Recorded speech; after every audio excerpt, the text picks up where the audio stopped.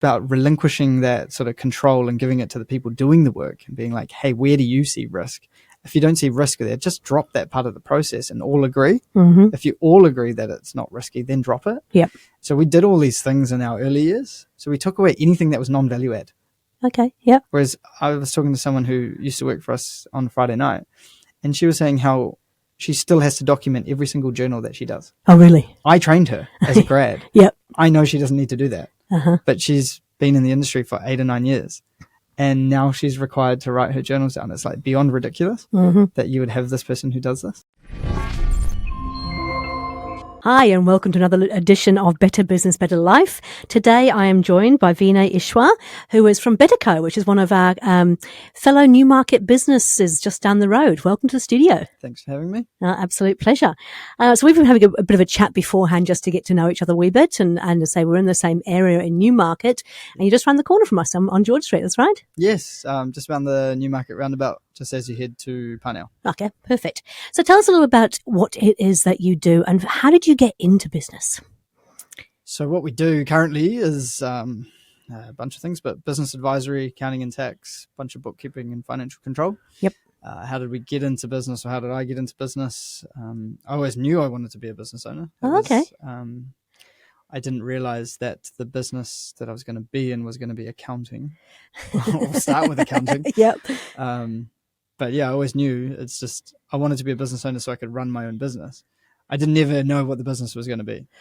So, but you are a chartered accountant, and so therefore you obviously chose to do that at uni, and you were actually working for another accounting firm at the time, weren't you? Yeah. So this is where the funny thing is. Like, I remember the day I was walking down in school. I was like 14, and I was like, I need to be a chartered accountant so I can understand the financials. I don't know why. I just assumed that if you were a chartered business owner, you need to understand that too. Yeah. So I don't know what made me think that if you understood financials, you could be a good business owner. So I just made that assumption and never asked anybody as a teenager.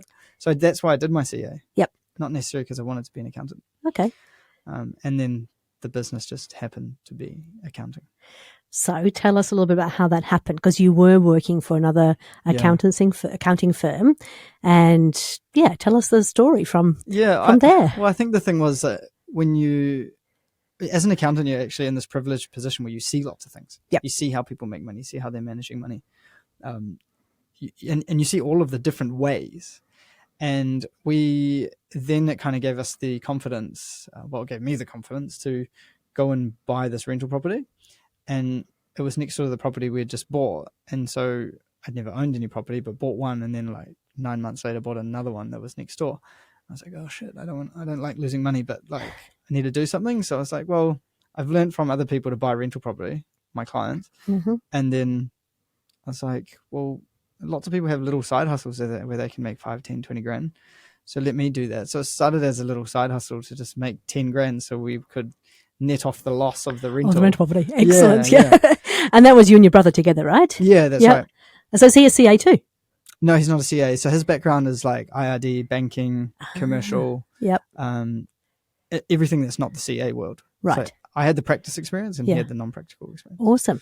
And so a little side hustle that's supposed to make $10,000 a year, but it didn't quite finish up like that, did it? No. We ended up making about 40K in the first year or so. And it was, all we did was just put it all back in because, it's a startup business, basically. It was, we didn't really even think of it as a business, to be honest. Because it was a side hustle. Yeah. So just you and he in the beginning, and tell us a little bit about how, because now you've got 20 odd staff here in New Zealand, a whole bunch offshore as well. Yeah. I think it's just about snowballing, like quite often people get into business because they're good at something and then it snowballs and then you just hire somebody else like you or try find somebody else like you or who has the right values. But we never had to do that because we had each other. Yeah. So we had each other and we had different skill sets. All we had to focus on was hiring someone who could do some work and teaching them. So that's all we just kept doing and doing for years. So you must have done it quite well, though, because actually hiring and teaching people can be quite tough because you've got all this knowledge in your head and you know how you want it done, but trying to teach that to somebody else. How do you go about doing that?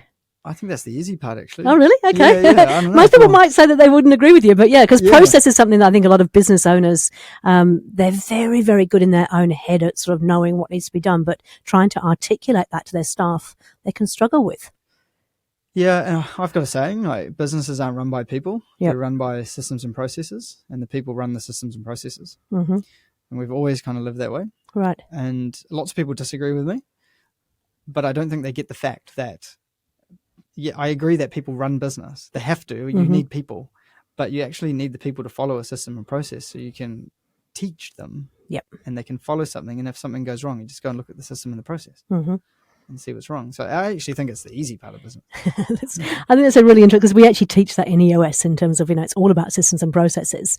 But often people say, I don't know how to actually systemize that. And they want to go into huge amounts of detail and kind of it right the way down to the minute detail, which means you end up creating little robots rather than actual humans. And we don't want robots. We actually want humans who deliver the right outcomes, right? Yeah. And I think that's the hard part in accounting. Yep. Because if you look at traditional accounting, there's like this big bloody checklist you have to follow. Yep. And every partner in a firm is just as anal as the next person, right? And it's about relinquishing that sort of control and giving it to the people doing the work and being like, hey, where do you see risk? If you don't see risk there, just drop that part of the process and all agree. Mm-hmm. If you all agree that it's not risky, then drop it. Yep.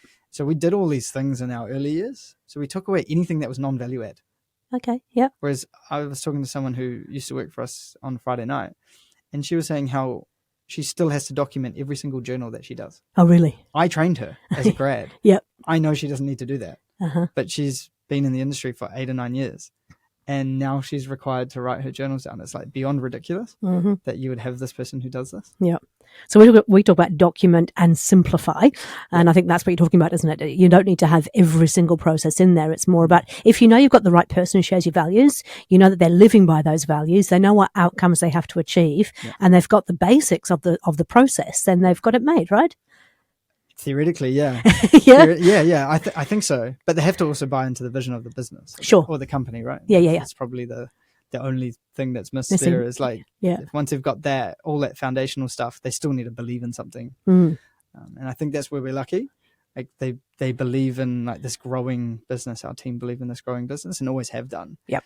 And I think that's that kind of extracurricular thing that they get to do week to week that a lot of other accountants and other bookkeepers and business advisors and different, like our competitors, don't have that luxury. Yep. They're already set. Yes. Or they don't. It's almost like they have a legacy system, don't they? Yeah. Okay. So when you first started employing your first employees, how did you find the right people? What did we do? It's a good question. A long time ago now, wasn't it? Yeah. I remember we interviewed about 4 or 5. I remember in those days we were a startup. Yep. Like crappy office, like, 1 or 2 computer each, like very basic. Yeah. So that was hard. And so I think we only had 4 or 5 people apply, and we hired 1. It was actually, we hired 1. Yep. There's a funny story about it. I don't think she would love me telling a funny story about it. Are you going to tease us and tell us that? No, not tell us what it was. Anyway. Okay, good. I think she was 19, I think, at the time. Yeah. But she was traveling from Auckland City to Orewa by bus, and she'd take her sandwich, have a sandwich for lunch there, and work there, and then bus back. She wasn't getting paid. She was just an unpaid intern. Yep. And I thought that was like quite awesome to see someone who was putting in that effort, right? Yeah. As a 19-year-old, no family here, no support base. Wow. That's pretty awesome. Yep. And then she was working across or near us after that in like a second job, came to us for lunch in her lunch break for the interview. And then she sprinted back. We watched her from the window. She sprinted back, took her heels off and sprinted right up Kaiva Pass. And we saw her go into the office. And she was the one that we gave a job to, purely because there was 2 things here. One, we had seen about responsibility, like getting back to where you need to be. Yep. And then the work ethic of going all the way to Orewa. Yep. By bus and having for free. That is awesome. Yeah, that's amazing. Okay. And then as you've grown, obviously your team's got bigger and bigger and bigger. Yeah. How do you find staff these days? Like, has the process changed? Process definitely changed.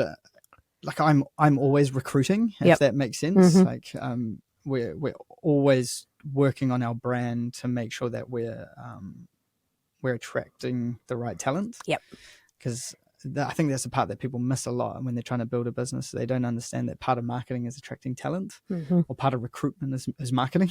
Yes. It's kind of hand in hand. Yep. So we're always doing that. And then whenever we put ads out, we do get plenty of people coming in. So that work starts before you need the people. It's funny, one of my friends, Warner, actually has like a little notepad, and whenever he meets somebody who he really likes, he'll actually just make a note of them. And then he's always looking for when he can potentially find a role for that person in the business. Yeah, so he's got a little, maybe a bit old fashioned, but, a little notepad of people that he has connected with and thought, yep, these guys are really good. And then he'll go and approach someone who's ready to employ. Yeah, we used to do a similar thing. We used to have this folder in our HR folder, and it would be like target staff. And so people that we might have met or have sent their CV and said, hey, I would like to work for you. But then we'd just put it in that folder. Yep. But that's, it's low tech enough too. Yeah, that's what it revisit works. It yeah. and we'd be like, 6 months ago we hired one person, but that person was great. Go back to it. Yep. So you've done a phenomenal job. And as I said, you've won a whole bunch of awards through the New Market Business Awards, Westpac Business Awards. Did you always know what you wanted to do? Like, you seem quite driven. You seem like, you've obviously got a very good business. Have you always known what the future looks like? You've had a very clear picture from the beginning? Not in terms of business. Okay. I don't think, lots of people think that business is like the beard and end of, like life in general.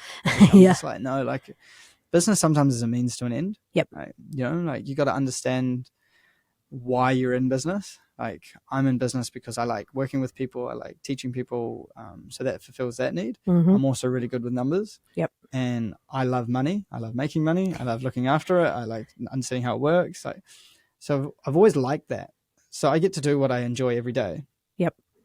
But I'm never going to forget why I'm trying to make money and do all of that either. Like, I'm trying to buy freedom, like buy options, like, yep. When you come from nothing, you kind of have that drive, Yes. You need more. Yeah. And so what is, the ultimate goal for you? What does it look like in terms of that freedom? Like, what would you like to do more of if you had more time? Play more golf. Would you? I took up golf 2 years ago, and I think that's like it's one of my goals this year is to play more golf this summer. Are you part of the par? What's it called? The group with On Par. Yeah. I said to Mark the other day when I saw him post on LinkedIn, I was like, oh man, I can't make it on the 26th because I think it's this week. Yes. We've got our own work function networking session this week, so I can't make it, but I'll join the next one. Yep. Perfect. Okay. So we talk about, doing what you love with people you love with time to pursue other passions. And I think that's the really important thing. And I think your podcast kind of talks to that too, right? One life. Yeah. There isn't business life and then personal life when you're a business owner. Yeah. And in fact, for most people, there probably isn't either. I think it's very much about finding what works for you. Yeah. And provided you've got time to do those other things, then that's good, right? It has to be good.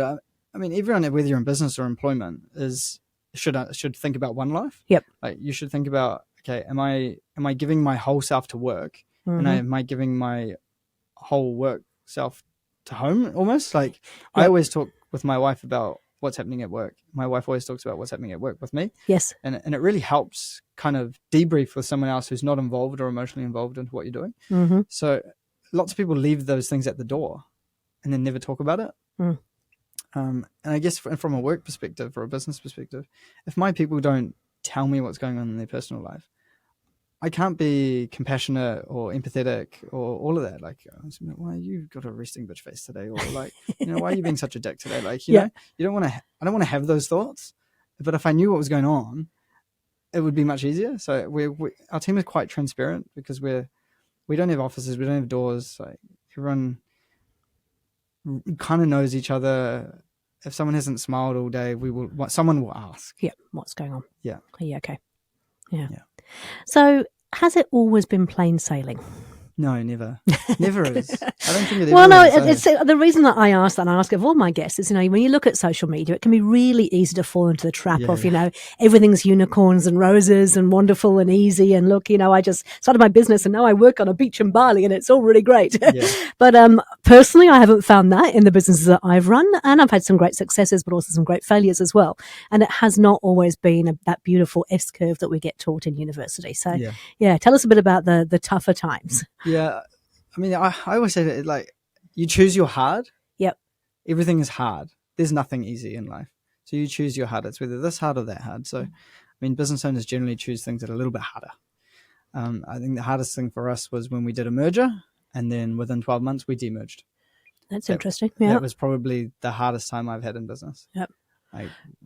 It was tough. So without going into details, I mean, so a merger, I always say to anybody, if you're taking on board investors or you're merging and acquiring businesses, it is like a marriage, right? You've got to go into it understanding what each other is like, what the values are, what the long-term goals are. Yeah. And sometimes you can go into, completely open and think everything is okay, and then it still doesn't work out. Yep. So can you tell us a little bit about what happened, without going to specifics, of course, because I don't want to get you in trouble here. But I mean, wait, so what happened? So you Well, I think it was almost exactly that, right? Right. We have the same rules. It's like I always teach my clients, you follow a dating, engaged, married model when you're looking at any merger, acquisition, bringing in another equity partner, whatever it is. Yep. So we kind of didn't really follow our own advice for long enough. I always say a year and a year. Okay. Or a year, 6 months, 3 months. So that's what dating, engagement, marriage. Yeah. Because you want to date for longer than you like a lot longer than you want to be engaged for. Theoretically. I was going to say, I'm not sure I did that, but anyway.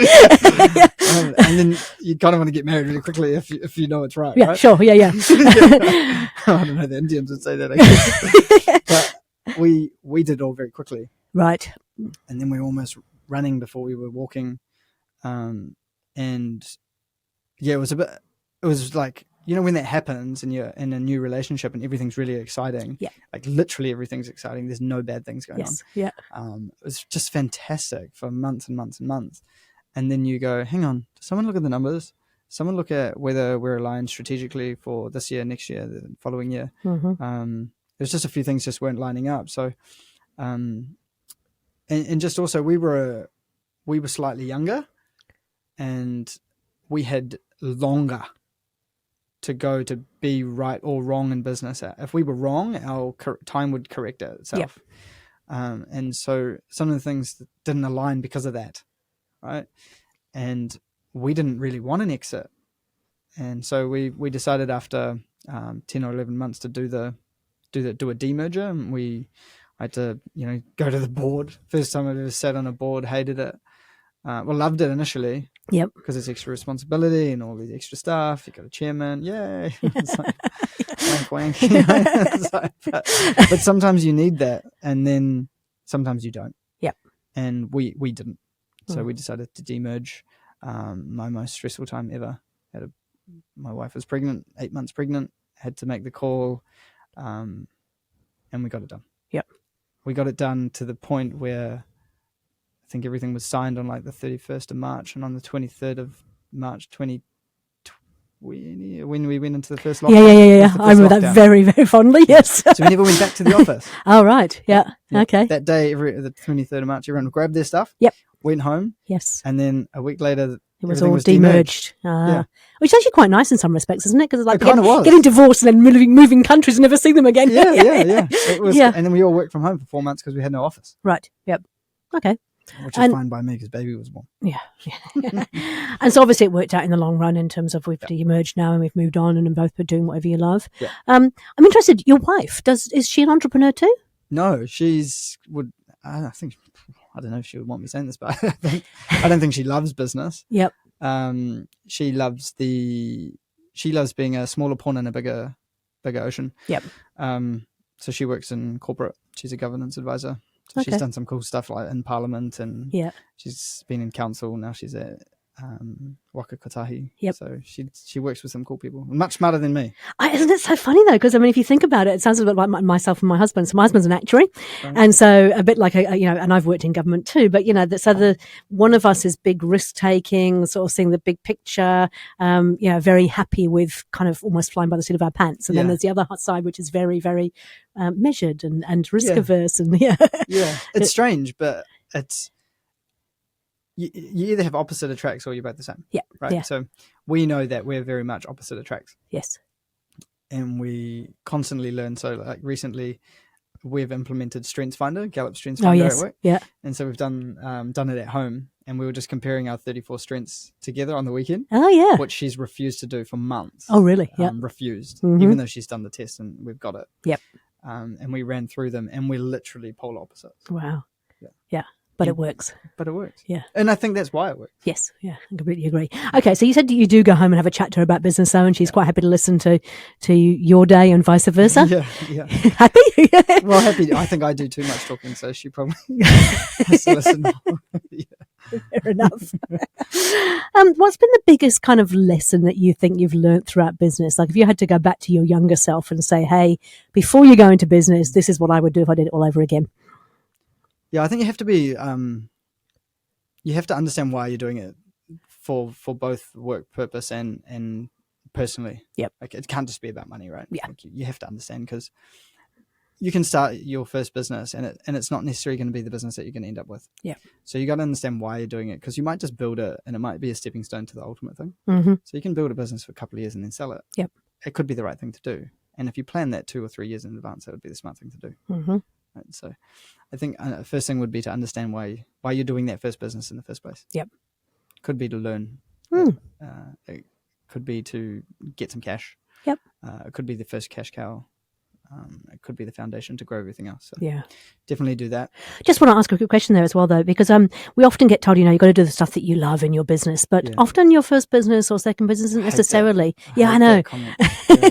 But it gets put out there a lot, doesn't it? Bandied around a lot. Do follow your passion, which is kind of interesting because my husband's a musician, really, and that's what he loves. Yeah. But that's not what he wants to run a business on. It's just no, that's right. It's his that passion. Would be the worst thing in the world. Yeah. I used to have a client who loved cars, who became a mechanic. Oh, he wasn't qualified. And then he realized he hated working on other people's cars. Yeah. Well, there you go. Like, why would, Yeah. I don't necessarily love doing accounting, but guess what? It enables me to do all the other things that I like doing. Yeah. So I'm following my passions outside of my 9 to 5, theoretically. I agree. Cool. Yeah. Okay. So work out why you're doing it, first of all. That's the first step. Yep. What else? Really important to get marketing right. Okay. Right? Yep. So that's why the purpose comes first. Then your marketing's a little bit easier. If you don't know your purpose, your marketing's incredibly hard. Sure. Like really hard. So get good marketing, but understand what marketing is. So marketing is not a logo and it's not a website.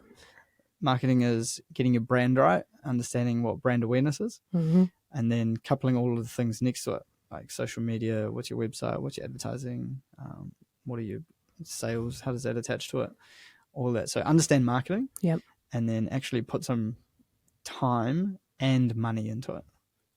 Without it, you're just not going to get enough attention to attract the sales that you need to grow a business. It has to be marketing. It's interesting, isn't it? Because I think that in New Zealand there's a lot of number 8 why mentality, which can be good from an innovation perspective in terms of looking at different ways to do things. But I also find that a lot of businesses do things themselves because they think they're kind of saving money and they don't want to spend the money.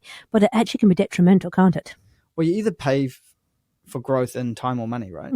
Yep. Like, so if you're doing it by yourself, you're saving money, but you're just costing yourself because you're giving up money later as well, and you're just paying it in time. So if you have the money, I would argue spend the money. Yes.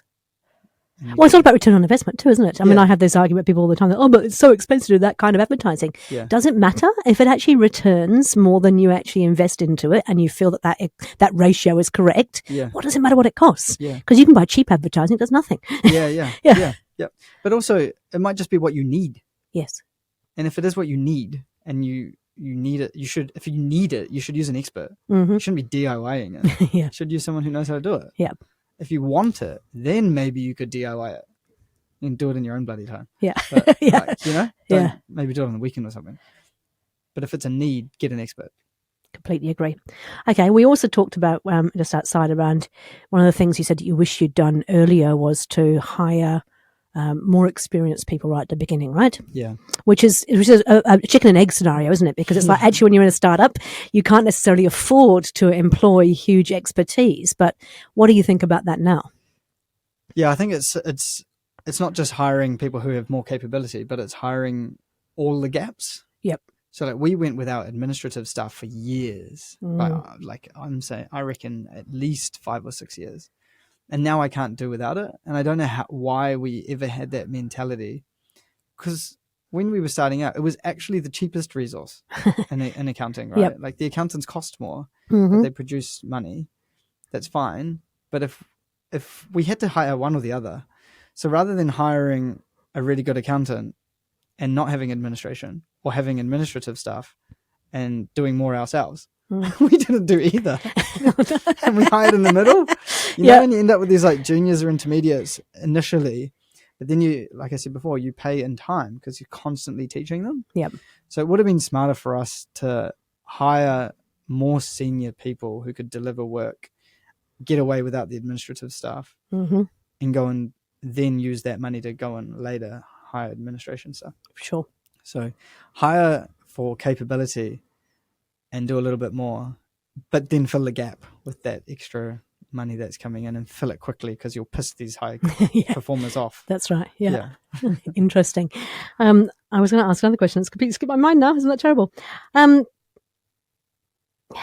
Never mind. Oh yes, not what it was. I just remembered. Sorry, it was around so we talked about outsourcing. So you've got local based people and you've got outsourced people, which is definitely the way of the future, right? I mean, that's where most businesses work these days. But there was always a choice about where you go offshore to get to these various people. And we were talking outside about, you can go to India, you can go to the Philippines, you can go to some of the African countries. There's a whole range of different places you can go to. What do you think is the main difference between? I mean, the two main ones would definitely be the Philippines and India, wouldn't they? Yeah, definitely.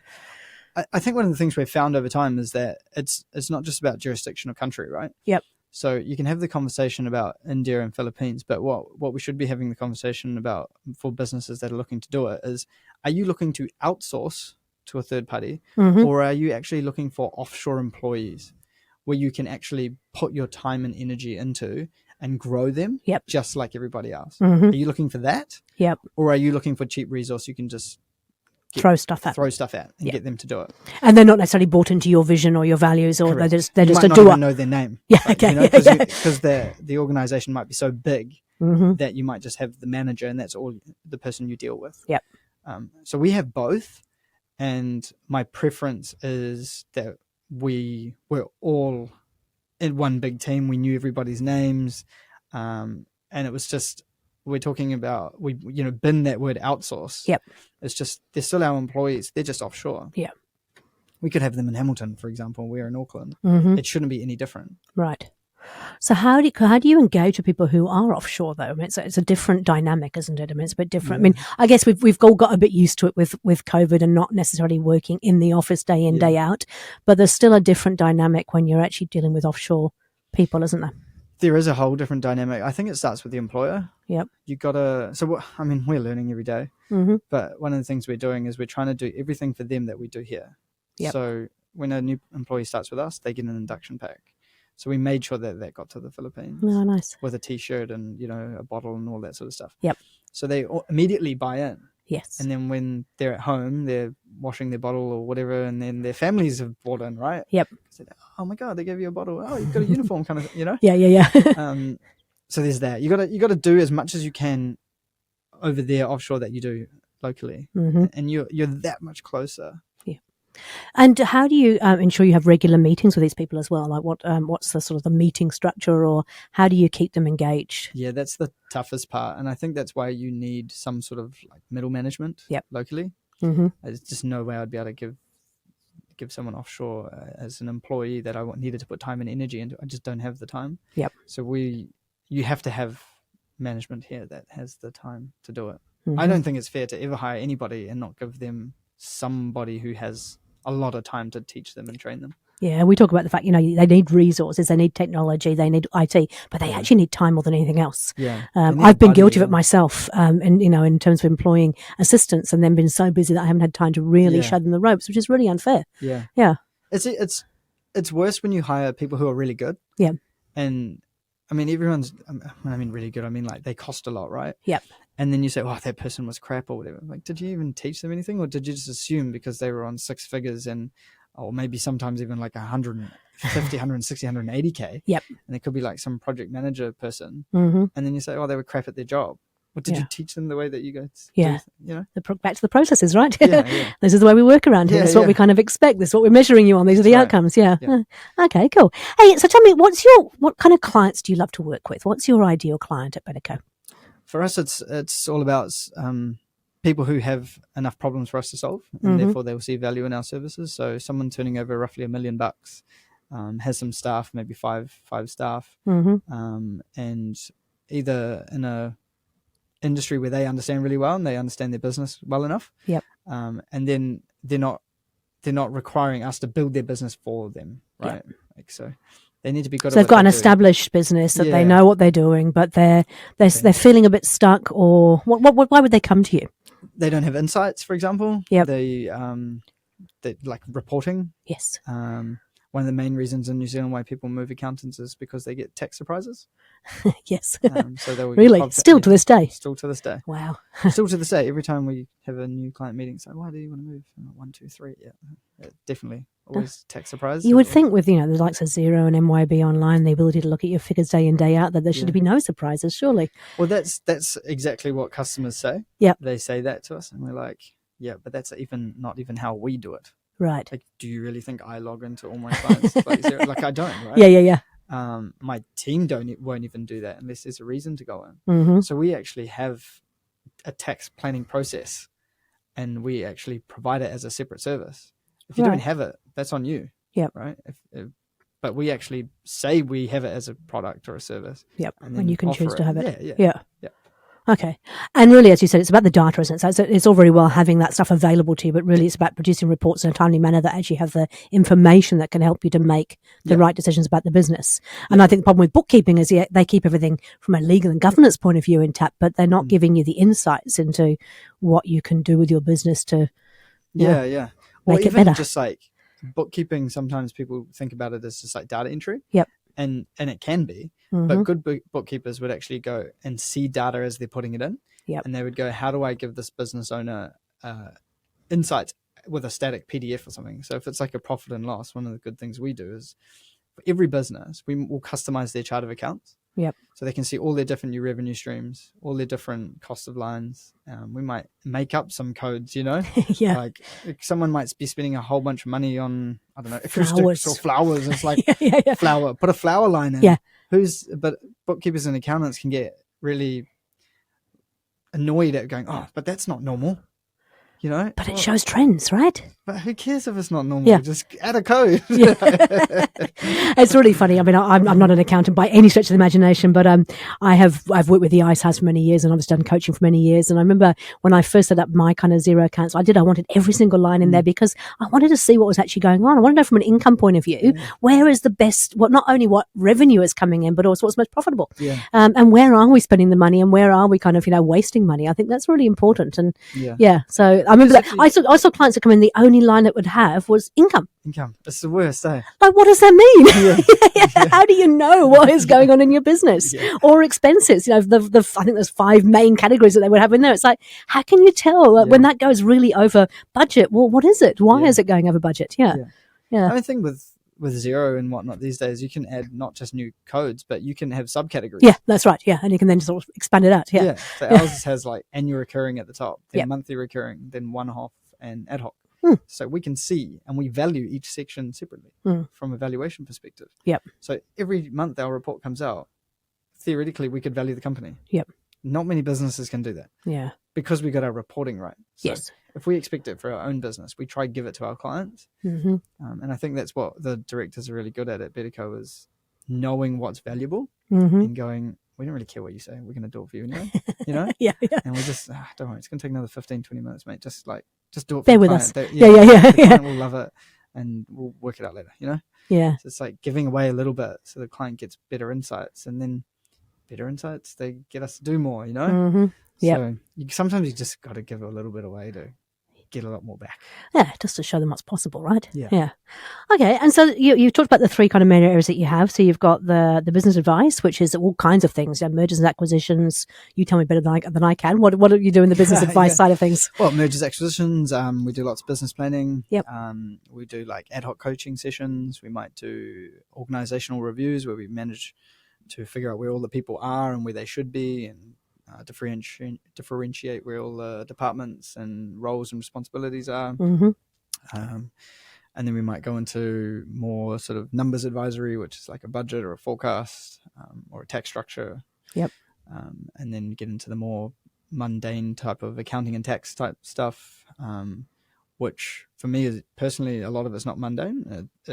You can add value, like a lot of value, if you're using that information to give clarity to the client, it just gives them confidence, right? Yep. Once things are clear, they get confidence. And then the final thing we do is bookkeeping. But we try to attach, again, a finance process up front. Yeah. So it's like, we're not going to do your bookkeeping unless there's a process. Yeah. So we might do the finance process, and then we'll add in some technology. So Yep. Get all those foundations right, and then we can do it. Mm-hmm. And then also, if they want us to ever not do it, we just give them the process. Nice. Yeah. They can hire this person internally if they like. That's fantastic. Actually, that's one last thing I was going to ask you. You talked about, we talked about marketing earlier and branding and whatnot. So you've actually gone through both having an internal brand person or marketing person, I should say, and then actually outsourced it and brought it back in-house again. What's the difference between those two things for a business owner? Like, why would you recommend when is it worthwhile having in-house marketing and when isn't it?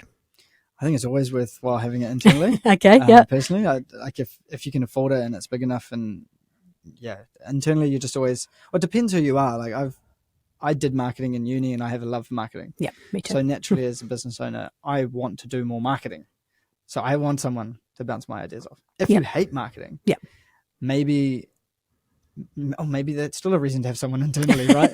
You can pass it off to them. You can pass it off to them. But if you probably need, how are you going to grow that person? So they probably need an agency they can bounce their ideas off. I don't think it's fair to just let them at it. Mm-hmm. Personally, I think in-house is always the preference. Yep. You're just going to get better value for money, and your business should be better off for it long term, because the person will understand the business better. Yes. I think that's not always the case when the business doesn't have so many variables. Like our business has so many variables, it's just dumb. Like that's why accountants can't scale their businesses. They're just bad at it. Yep. Because we have so many variables. But if you sold 3 tires and you're a tire shop, you could outsource your marketing quite easily. Yes. Yeah. And you still do outsourced marketing, don't you? So you don't do it all in-house. You have helpers as well as your in-house marketing person. Yeah. And I guess that comes down to expertise, does it? Or where it makes sense for somebody to be involved in it? Well, our particular case right now, it's not expertise, it's time. Right. Okay. Because he's our marketing manager. He's our head of marketing. Yes. So he sets the strategy now. Yep. With our help. But we've previously had like lower level marketing internally to manage the day-to-day. Right. And had other agencies handle all the big stuff. Yes. So you can do it both ways. Yeah. But yeah. Is there a preference? If you could do it anyway from the beginning, what would you do? Oh, all of it in-house. All of it? Oh, really? Okay. Yeah. I honestly would. So you want a marketing accounting agency? Yeah. I thought about it many a time. Honestly, because all of our clients need marketing. Yes. We would very easily just open a BetterCo marketing next door, and we'd probably make more money than the accounting business. Yeah. Watch this space, shall we? Yeah. Stop watching. Okay, Vinay. Hey, look, it's been really, really great to talk to you. If somebody wants to get in contact with you, what's the best way to get hold of you? Google BetterCo Advisory or BetterCo Accounting and Advisory. Yep. You'll find us. So we'll have our different podcast channels. You'll find our Instagram. Everything will come up there. Facebook. Mm-hmm. But good old fashioned, just pick up the phone and call as soon as you Google my name or Google BetterCo. You'll get all the phone numbers and just call one of us. Fantastic. Hey, look, thank you so much for coming in today, and thanks for your time. Thanks for having me. My pleasure.